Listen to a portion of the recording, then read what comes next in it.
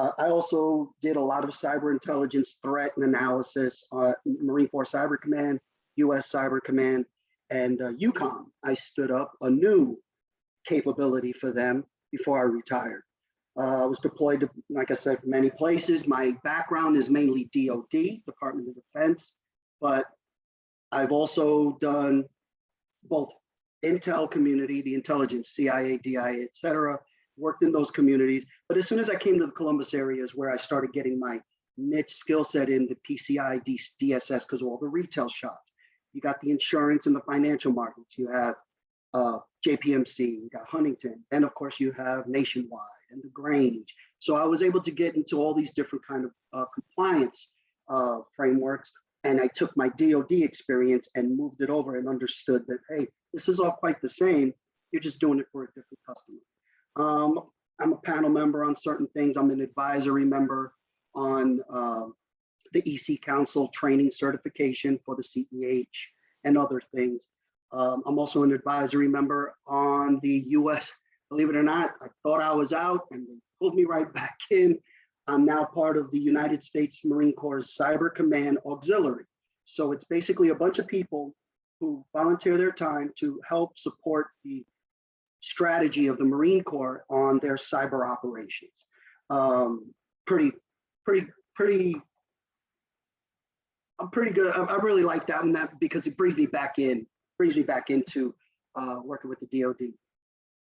So the topics of discussion are going to be as follows. The wild dark web, recent threats we're going to be discussing. We're going to be discussing ways to detect certain things. What is a phishing attack? How do you find one? How do you recognize one? It sounds to me like that seems to be the big topic lately because your ransomware, that's how they're coming in. They're coming in off of these little links that you'll click, and either it's going to download the ransomware or you're going to get sent somewhere where the ransomware will sit on some sort of fake website. And we're going to look at what social engineering is, and then I'm going to have some fun clips at the end that you're going to enjoy, which are people doing social engineering on people, and they're actually thwarting them off, believe it or not. It's awesome. Then the other one is going to be where we show how we can create a website to do a phishing attack and how fast it is, how simple it is, and it's all done with open source tools. They're free tools. You don't even have to buy anything expensive. You don't have to have any programming knowledge, and it's all out there. So hacking is becoming the biggest way of theft and crime, since the days of the old school, sticking up a bank with a gun, going in with a mask. Now they don't have to do that. So the wild dark web is exactly that. Unfortunately, it's a playground for the cyber criminal.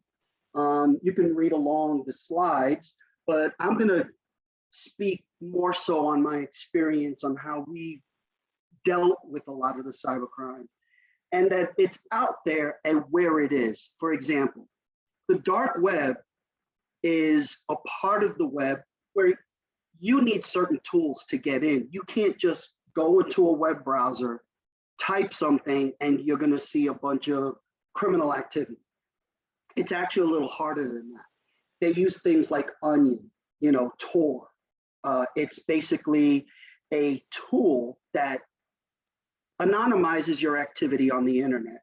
Now they made it even easier because you have the Tor tool, which is what I like to call a relay. Once you turn that on, you can basically bounce all over the world globally, and no one will know where your IP address is coming from. And by the time they do the investigation to find it, you've already gotten off the internet.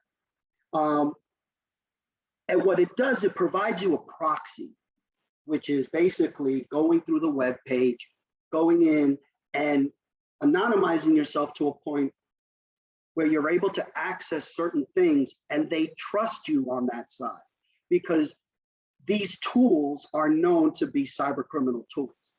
So once you get in, and here's the thing, once you get into the dark web, that doesn't mean you have the trust of the dark web.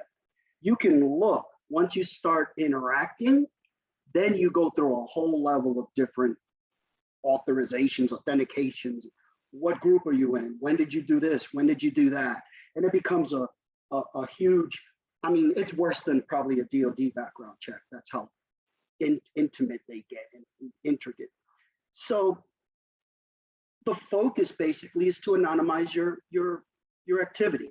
On there, you're going to be able to look at credit card numbers. You're going to be able to do Bitcoin transactions. You're going to be able to do, or any kind of cryptocurrency transaction. You're going to be able to do all kinds of trafficking, whether it's child exploitation, human trafficking, just anything under the sun you can think of illegally, you will find on the dark web.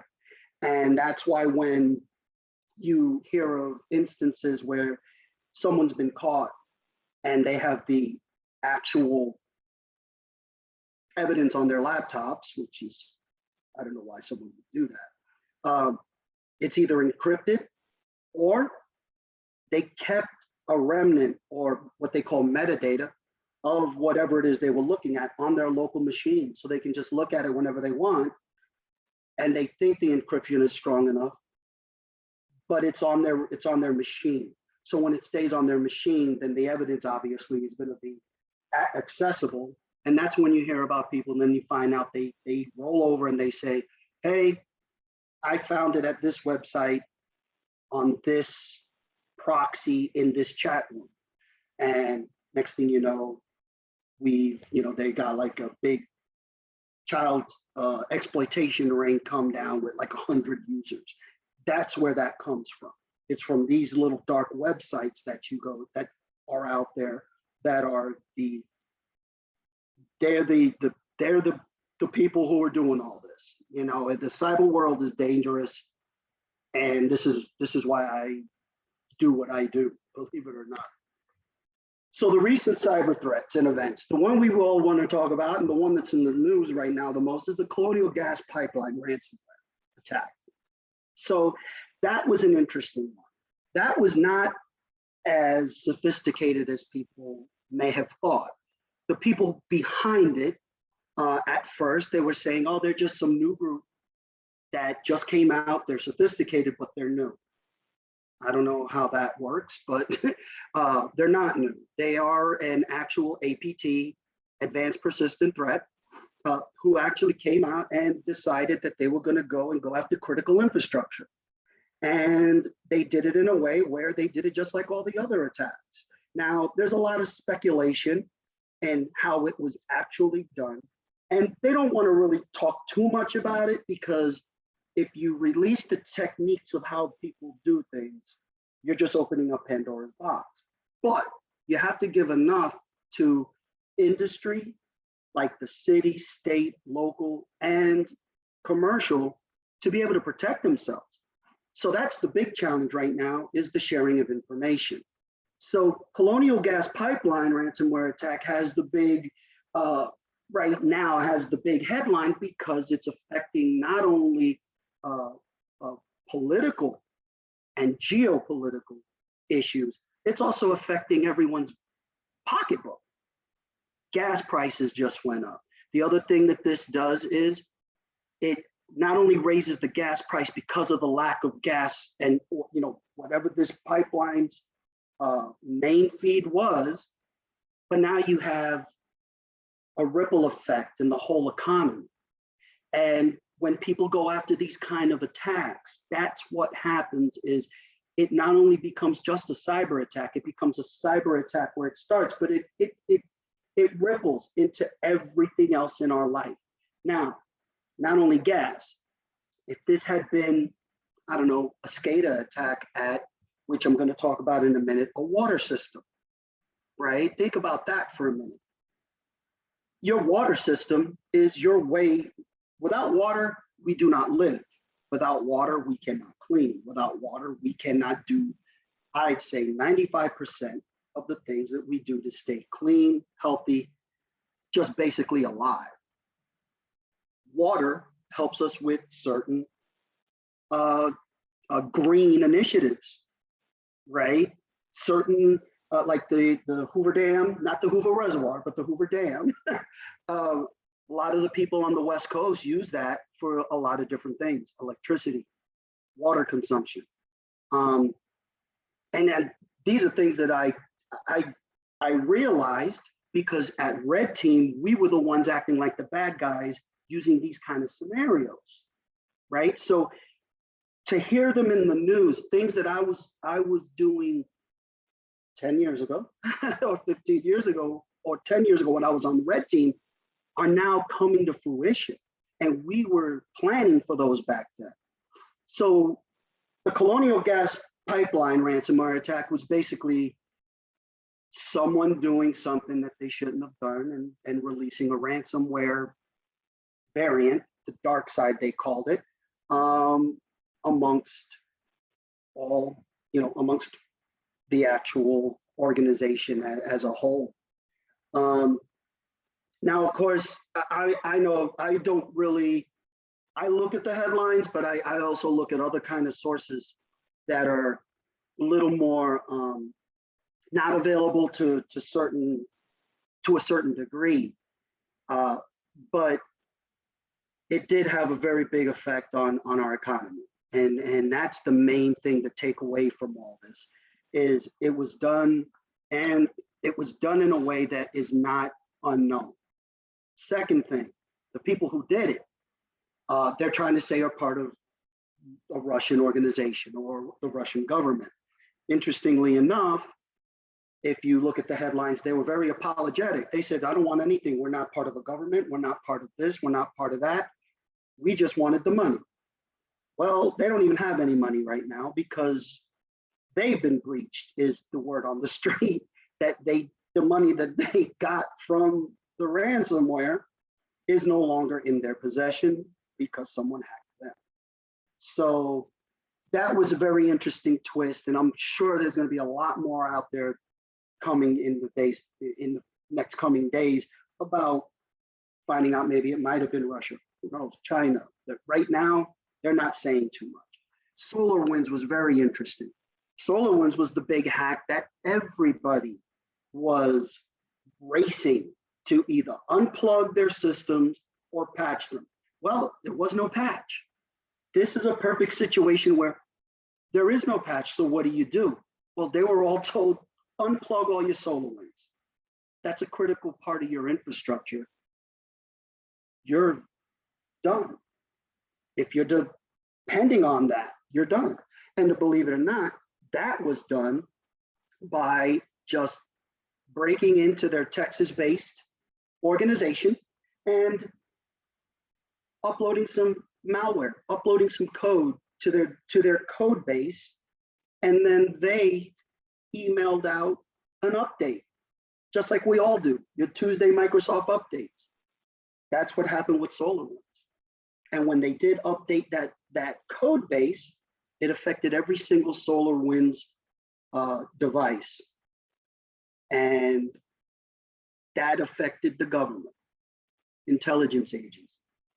It affected local, state, federal, commercial. It affected everything. They said that right now they're looking at over either 30 or 300. It sounds more like 300,000 machines were infected based on that update. And it could be more. It could be more. The other one that's pretty familiar in the headlines is the Florida water system cyber attack. That is basically, just, I'm surprised that we don't hear more about that one. And anybody who knows anything about old SCADA or ICS or critical infrastructure, because water systems, Colonial Gas Pipeline, those kind of things are considered critical infrastructure. That one is the one that really baffles me. And that's because it was a remote hack on a system that was readily available on the internet. And that's a big no-no, especially with a water system. And that happened out in Oldsmar, Florida, which is a suburb of Tampa, which I know very well because my family's in Tampa. My brother-in-law is a retired Hillsborough County deputy, and I think that was his old neighborhood that he used to patrol. So that water system attack was actually very, very elementary. It was just, the system was there. It's hard to protect. It's hard to secure for the simple reason that those systems are done to do one thing. They are not intended to be on the internet, number one, and they're not intended to be accessible. But if you do, you can hack that probably quicker than you can an unpatched Windows box. And that's how critical those are. The VPN client hacker, cyber hacks, that was basically the Fortinet. There was a Fortinet device, and the VPN client had a very, very accessible vulnerability in it, in the code. And the reason why they were going after those is they were going after US defense contractors. So if you ever think about a defense contract, we're a defense contractor. We're what they call a defense contractor. A defense contractor basically is someone who does work with the federal government, such as DOD, .gov, whoever it is. And those people will have access to certain systems. So it would be very beneficial for an attacker or an advanced persistent threat to go after a defense contractor because of their affiliation. And one of the things I cringe when I hear is, but we only do retail. Why should we be treated, or why should we secure it like Fort Knox? I'm saying, and I would tell them for this exact reason.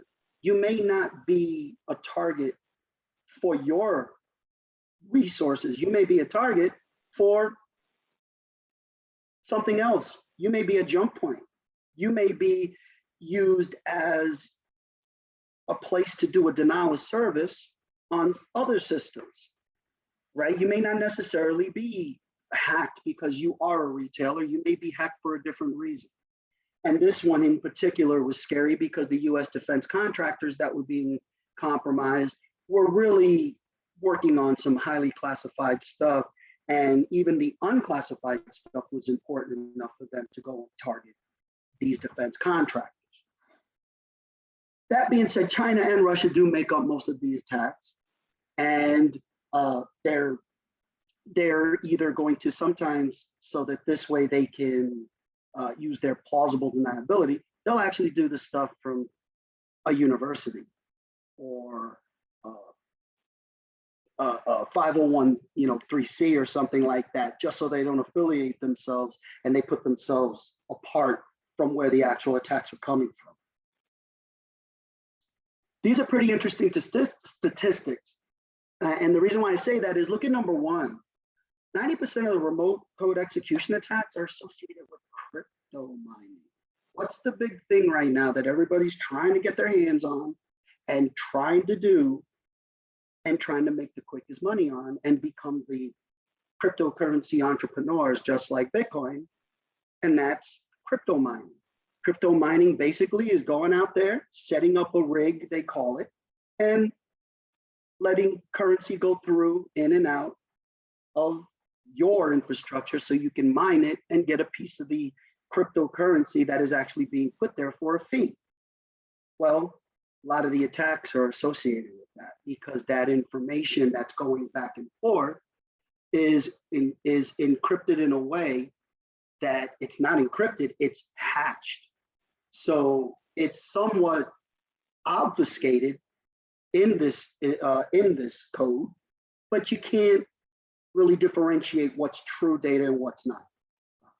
And of course, we all know the rest of these are pretty much self-explanatory. 92% of malware delivered by email. You've seen the emails, you've seen the links, and 56%. That I think that's a little low, especially now. I think this statistic was from a year ago, I believe, because they haven't done the latest, especially with the latest breaches. Fileless, that's interesting, meaning back in the day, they used to send a PDF that you would click on and the PDF, the Adobe Acrobat application would open up the file, and inside of it, you would have malicious code in the macro. The way the PDF works, it opens it up and it runs the code inside the file, but it doesn't understand that that code is malicious. So it opens it up like a regular PDF. Next thing you know, you have either ransomware or malware on your computer, and someone controls it through a PDF. Now, from 2017 and beyond, fileless, no more with the PDFs. Now it's all links going to either somewhere or going somewhere, downloading or putting you somewhere to get downloaded on your malware. And this is scary, and this is the one that gets me, is the average ransomware attack costs a company $5 million. I think that's a little low. In fact, I know it is, because the latest hack at the pipeline, they asked for 90 million in Bitcoin. I believe they got 90 million, and they said they were going to go a little less because they felt bad. Never heard of that before, but it was a lot more than 5 million, not to mention all the other things, the intangibles that you don't think of. Brand, damage to your brand, damage to your customer base, damage to your reputation. Those are all things you can't put a number to. So when you're looking at the 5 million, that's a hard number on actual either credit cards or tangible things. The intangibles can go way, way higher. 191 days, that's a long time not to know a breach has occurred. I'm sorry, I look at it as one day being way too long, but 191 days means they're going in, they're in there and they're looking around and they are taking and siphoning whatever it is they want. Credit cards, PII, PHI, publicly private information, PII, protected information, I always forget what it is, protected health information, PHI, and credit card numbers, or whatever it is that they deem necessary to run their business. That's a long time. 191 days is a long time. And of course, you can keep going down the list, and these are scary statistics, and I'm sure they're going up exponentially as we speak. So there are ways to detect it. And I believe, Kim, you actually were talking about some of these, how you can tell in the URL, how you could look at a link and say, that just doesn't look right. Well, it's true. You can do a lot of these things. It's not too difficult to understand and see them. Some of them stand right out, just stare you in the face, and they're right there. Some not so much. One way to do it is just the feeling. You get a gut feeling when you get an email sometimes, right? You just get a feeling, go with your gut. I always tell people, go with your gut and question everything and trust nothing, right? And just question it. Trust nothing, question everything, and just make sure that if you get something with a link, now there are going to be times where you're going to get an email from someone that you're expected. I mean, but when you get that feeling, go with your gut, because your gut is going to tell you that doesn't look right. More than likely, it's true. What is phishing? I mean, this is the one that, this is the main avenue of attack. Basically, phishing is just sending out a link with the anticipation of someone clicking it so that they can either get a username, password, they can make you go to another website or actually download something to your machine to steal credit card details, sensitive information. And the main factor is illegally, unauthorized. That's going to be the key factor, unauthorized. That's why social engineering is important, because key is person illegally using the electronic communication. Now, what if somebody was to call you and say, hey, I'm part of help desk. I need to access your computer. Sounds legitimate, doesn't it? but in that, as we all know, it's not always legitimate. Of course, you can, biggest one now, and I'm sure everybody, ever since we've gotten all these different 14.2, all these updates, have you all started noticing an increase in your instant messaging on your phones? The links coming in, right? Yeah. So you're not only getting them in email, they're starting to hit you on your phones now. And your phones are more difficult to defend because your phone is, unlike the email or unlike a computer, you can't hover over the link and see where it's really going. You can't tell where that link is going. You can just say, I didn't ask for this, delete. That's it. There's no way to check for SMS. Unless, of course, the best thing to do to protect yourself is to get one of those, like Robot Kill is really good, or some sort of MDM, which is a mobile device management system that your organization may have access to or may use it. If sometimes you're going to miss legitimate text messages, but I would rather miss 2 text messages that are legitimate and have them, if it's that serious, don't call, than to have a link come through and you compromise your phone and now you got to bring it somewhere to get it redone and you lost all your contacts. How many times has that been a pain? Contact, hey, I got a new phone number, what's your number? I just miss the old days where you would just give it. Yeah, right, Kim? I just miss the days where real fast. We have a friend whose phone got hacked and they were able to get into the security cameras in his house. Yep. Yeah. That's because of the app that he probably had on his phone. You get on somebody's phone, you'd be surprised the treasure trove. You got, don't forget, you got banking apps. You got, let's use Vivint, for example, or ADP. Those apps that they have, once you're authenticated, you click on that, boom. All I got to do is click one of the cameras and I'm watching. Wait, so they got you, they can get in through your apps. What do you mean by that? Like, if I have an app on my phone. Yes. So let's say you have an app on your phone. Right here, this is considered a phishing attack, right? Let's say, for example, I'm just going to send a bunch of text messages, right? And I could send them to, I could just look for numbers and go sequentially and say, okay, I'm going to start at 614. And I do know that, let's use Spectrum, for example. Spectrum is using 614, 517. So all I need to do is set up a little bit of you could either do it with a program or you can code it yourself and just set up, all right, I'm going to call, or I'm going to send out, my apologies. I'm going to send out this link to 614-517-1112, 1113, 1113, and just go through. Someone is eventually going to click that link. Yeah. Once they do that, they're done. They send it via text or whatever, and then send it via text. Yep. I did get, like, literally 2 nights ago. I'm gonna go to the next slide, but we could keep talking. Go ahead. Yeah, a weird text at like 2:30 in the morning.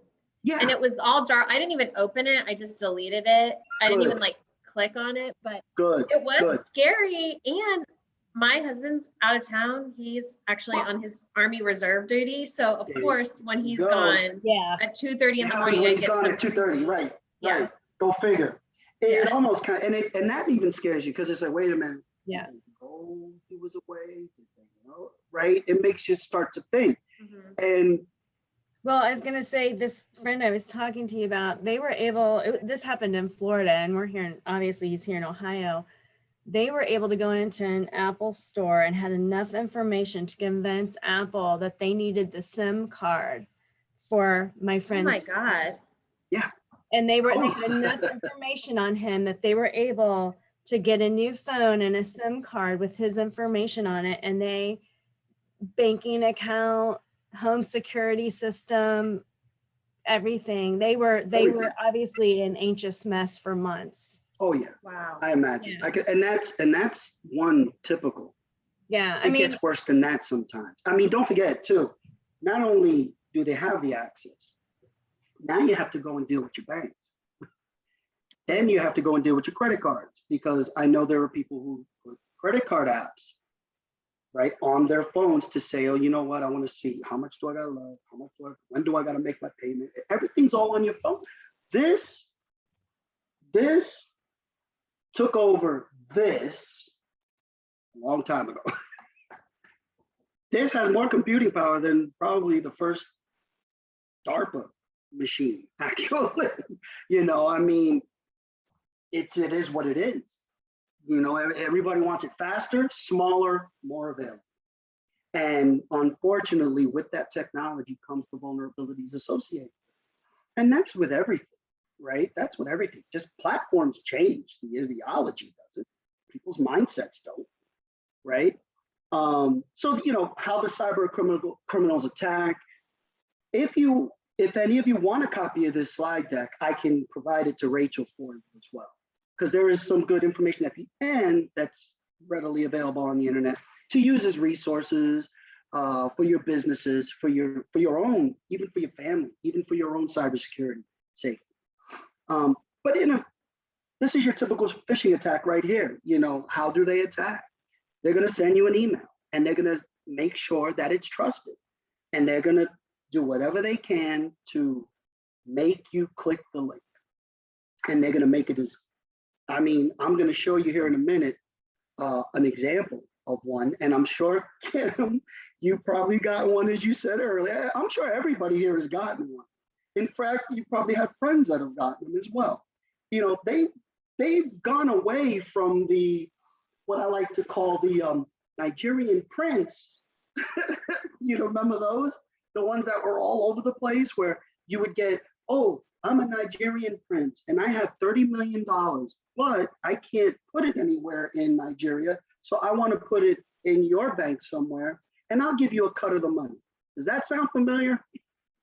The funny thing too is when they misspell in the email, and their English is totally horrible. It's like, I want to bank you 30 million USD. Who puts USD in an email? I have no idea. But we're gonna go on to the next one, because I know we can have fun with this. But here's an example. And believe it or not, this was sent to me, I think. And I mean, look at it. Everyone knows that the IRS is a government organization. So let me ask, when you look at this, what's the first thing that comes to your mind when you see it? I don't know about you, but I'm sorry, I've never gotten an irxt.com from the IRS before, nor have I ever been emailed. Think about that. Everything comes either snail mail or a direct phone call. And if the phone call comes, you're not going to give them info. They're never going to call you. They won't. And if they do, it's going to come from a .gov, not a whatever, right? And it's going to come from you going to their website and going through their legitimate website and then working through that. The email will come, but it'll say, go to the website and check your status. Never going to get an email direct, right? And we all know that because we're dealing with it now, right? If you get something from the state, if you get something from IRS or anything, with everything going on with COVID and the economy, et cetera, everything's coming in as a go and check your status on the website, and it's .gov. And this is a perfect example. They try to get you with the IRS logo. And here's another one. This is a good one because this is a business, and it looks legitimate, right? It looks like it's what you don't see is where it says click here and download the copy, right? That link, if you go over it, hovers to a different domain. It doesn't even go to the domain that it says abuse@enom.com. That's just a made up domain, so they can have you click on that. And then when you click, you're not downloading a copy of a copy of the complaint. You're downloading malware, ransomware, whatever else it is. Social engineering is basically the way they get you. We, by nature, are taught to be trustworthy, believe it or not. We want to give people the benefit of the doubt, right? It's all psychological. It really is. If I'm going to go and social engineer somebody, I'm going to try to sound as much as a person of authority as I can, right? Depending on my group that I'm talking to, or I'm going to try and gain their confidence. It's a con game. That's why they call it confidence game, et cetera, con game. It's a con game. They're going to try to associate with you in a way that you either can sympathize with them, empathize with them, or you want to help them. We want to help people by nature, right? If somebody calls me up and says, hey, I'm the director of blah, blah, blah. I am in a meeting. I need this document. I need you to go get it, or I need you to get my access reinstated because I can't reach it from here. Now, me, of course, I'm going to second guess and say, I don't think so, right? But someone at a help desk who's not trained to pick up on certain things is going to say, yes, Mr. blah, blah, blah, because customer service people are taught customer service. Ooh, sorry. There we go. They're taught customer service. And customer service, the customer's always right, right? You're always taught that. You're not taught to question. You're not taught to question authority or question people with a title that's bigger than yours or more authoritative than yours, right? So unfortunately, that is the weakest link. People, the human element of any organization, believe it or not, is the weakest link in the cybersecurity program. That's why the emphasis on cyber awareness and cybersecurity training is so vital and so important to the security of any organization, but yet it doesn't get what I think the reasonable exposure that it does.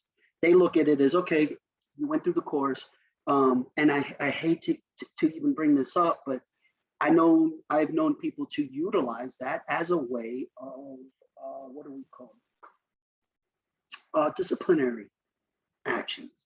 You don't teach somebody cybersecurity awareness by threatening them with termination, right? You don't do that. It doesn't work. You got to teach them. You got to teach them a culture, especially if the culture is not already there, because this social engineering stuff is not their fault. I'm a firm believer in that. You can only hold a person accountable to so much. If they don't know what they need to look out for, how can you expect them to understand the threat when it finally comes, right? So the training has to be constant. That's why in a real scenario, a true awareness program, it just doesn't do a once a month training, right? Or a annual training and stop. It's training, it's constant, and I don't want to say constant like spam, but it's constant reminder, whether it's in someone's email signature or what we did in the building over at Fort Meade at NSA was every single thing we did had a reminder of cyber awareness. What I mean by that is on the walls, see something, say something. Did you lock your machine? Did you take your CAT card, common access card, which is a little card that you get access with, PK on it, it's DOD thing. But in our sense, did you lock your screen before you went and did something? Did you, all these reminders on the walls, emails every once in a while from the security team saying, have you thought about this? Have you thought about that? Just little reminders. It's got to be consistent. You can't just say, okay, here's your cyber awareness training. We're done. See you next year for your certificate. It's a culture. It is a culture. It's it's got to be ingrained and embedded within the organization at a level to where you don't even think about it. It's automatic. Oh, gotta go to little boys room, click, click, walk. Right? It's got to be automatic. And I think that's where a lot of organizations miss the security is I can throw a bunch of firewalls to stop the stuff coming in, but it only takes one person to click on a link. And I just bypassed every single $20,000 firewall you got. Right?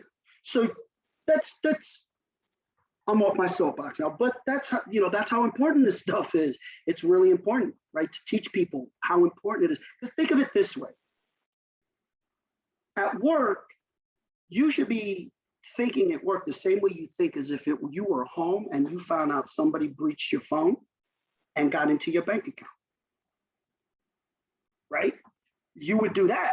You think about it then, right? You think about your own phone, your own home, your own computer, your own. Well, that should carry over and actually intertwine. Home, work, because especially with all the remote work going on now, I mean, it makes just absolute sense. So, social engineering.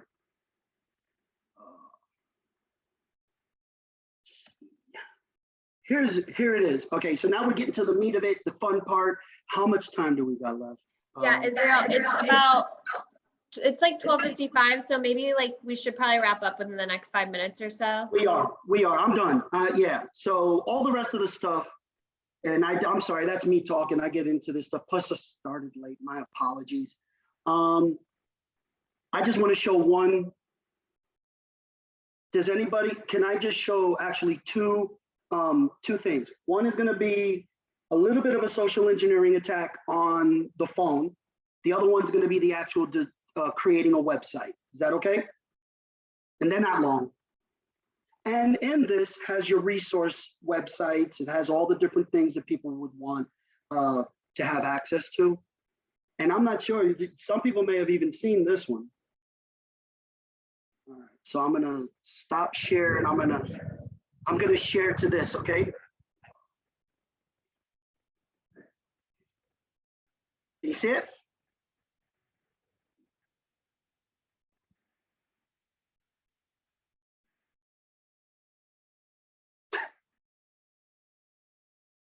Can you hear it? You don't hear it? No.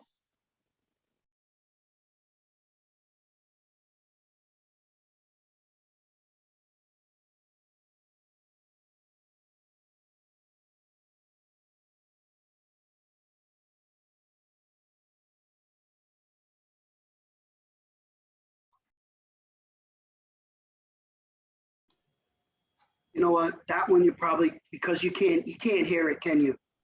You couldn't hear it? I don't know why that does that. That's the second time. So I'm gonna do another one. I'll do the last one and we are done.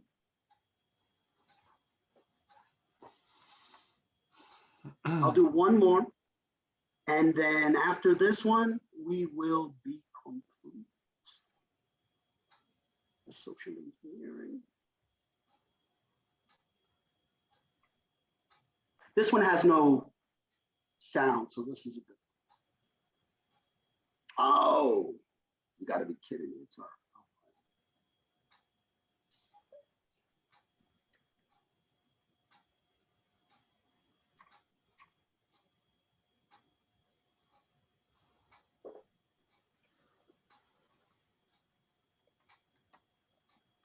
Israel, were those two presentations you're going to show us, were they just on the screen a second ago? We can go there later. Absolutely. And in fact, they're on the slide deck. You can go there. Thank you very much for reminding me. Yes, actually, they're on the slide deck, the links. You can go to them. All right. Can you see me? I can see you. Yeah, I can send them to you. I could just send them to you and go to them yourselves because you get a better understanding of of them when you hear them and you see them, because then you can sit back and go, whoa, this is interesting stuff, and this is not as hard as it looks. And Alan, you know, you've been in the business, you could probably get on there, and Alan could probably go and hack the NSA with some stuff if he wanted to. But it all it takes is time, the know-how, and the tools. And anybody can do this kind of damage. And that's the interesting thing, is that that's why organizations always feel, and Alan, you could attest to this, we're always feeling like we're playing cat and mouse. We're always chasing after that. Who's behind a little bit. Whack-a-mole is another good one I like to say. You close one hole, the other one, 20 others open up. It's tough, but it's fun. It is. It's fun. It's really it's good spy versus bad spy. The old Mad TV, Mad Magazine. Mad Magazine, yeah. Yeah, remember that? Now I'm geeking out. Okay, time for me to shut up, let Rachel take over, and I want to thank you all. Thank you very much. Hey, I love it when it's even a small crowd. Small, big, doesn't matter to me. I just like to get out the information, and I don't like killing people, you know, with PowerPoints. So I like to explain the data in a different way, and the data's there. So if you want to read and listen along, you know, I'm glad I was able to provide some good information, I hope. And the resources that are on that page, those links, check them out, because you can use them at home, work, for your kids, students. I mean, there's a lot of good information there. Awesome. And, most of it is free. I did that on purpose. Yeah, no, that's great. Well, yeah, if you want to send me those, I will be sure to forward. We also recorded the session today, so we'll get that up on our YouTube at some point once everything's filtered through. And thank you again. And I hope you guys will keep an eye on our calendar. We still have some lunch and learns that we are working out. So some other topics coming up as well. But thank you guys so much. We appreciate it. Thank you. I appreciate it, everybody. Take care. Thank you. Bye. All righty. Bye-bye.